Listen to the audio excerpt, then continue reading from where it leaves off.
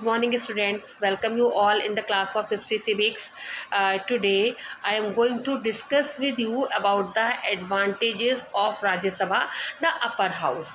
So, listen carefully. Students, here I would like to tell you that Rajya Sabha is considered as a weak chamber.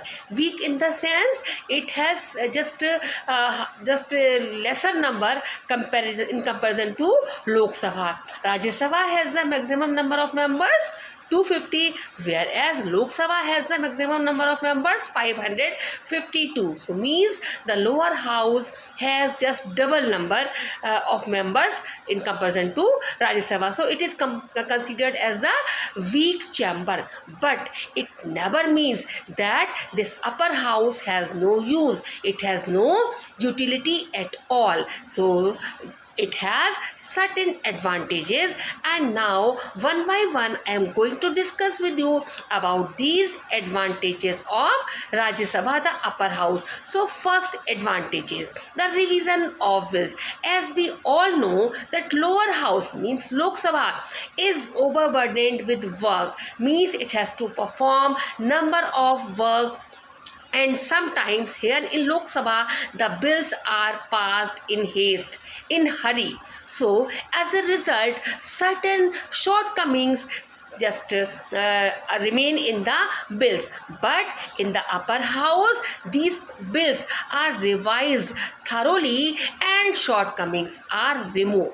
Okay, now next advantage is relieving the lower house of its burden. As we have already discussed that Lok Sabha, the lower house, has to perform various duties and responsibilities according to the modern principle of modern welfare state. It has to perform number of functions, and just it already overburdened. Okay, so here in lower house all the bills cannot be just considered thoroughly, cannot be discussed in detail. So now the upper house relieves the lower house of its burden. How?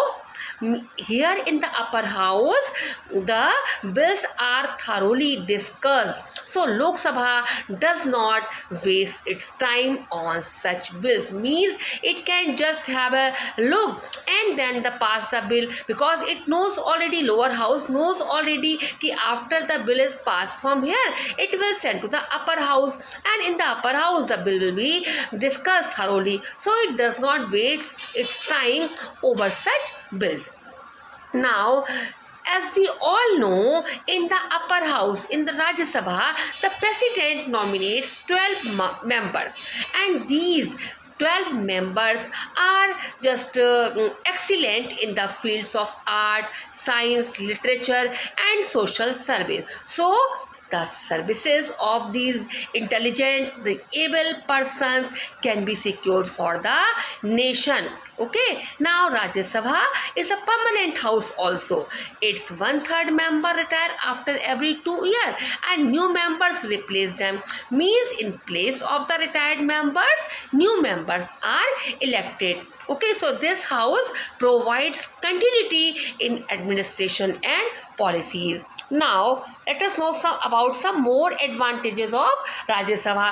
So Rajya Sabha also acts as a check over Lok Sabha and prevents it from becoming irresponsible. Why? How? Means Lok Sabha is cautious, knows very well that after the bill has been passed from Lok Sabha, it has to be definitely sent to the upper house for consideration. So it is always aware and conscious. Okay, it cannot just make any mistake while studying the bills, while passing the bills. Then sometimes the delay which is caused in passing of certain bills, this delay proves to be quite useful, because on the one hand, the people in the country get sufficient time to express their views about the bills, and on the other hand, Lok Sabha also gets an opportunity to reconsider these bills. And the existence of the second chamber of the upper house is also according to the democratic principles, because due to the two houses more and more people get representation, and this is the principle of democracy कि more and more people should get representation in the working of the government. Now the last advantage I am going to tell you, and this is thorough discussion possible. Means Lok Sabha is a just bigger house. It has the lot of members, 552 members here are present in Lok Sabha. So it is not possible that the bills are thoroughly discussed and studied. But second chamber, here the members, they are smaller in number, and every member gets sufficient time to express his or her views over these bills.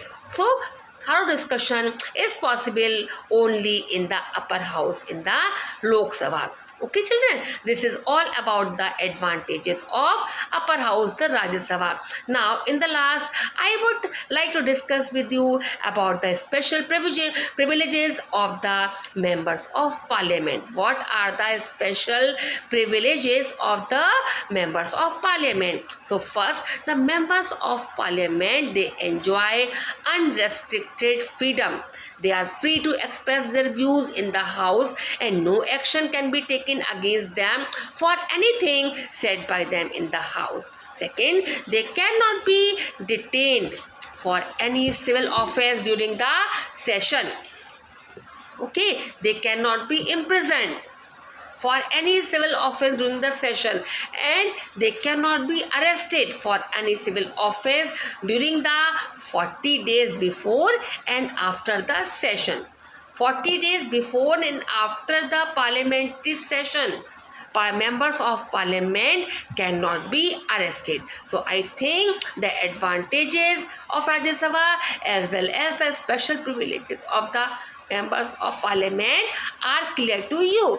In the next video, I will discuss with you about the just powers and functions of the parliament. Till then, have a good day, stay healthy and stay safe. Okay.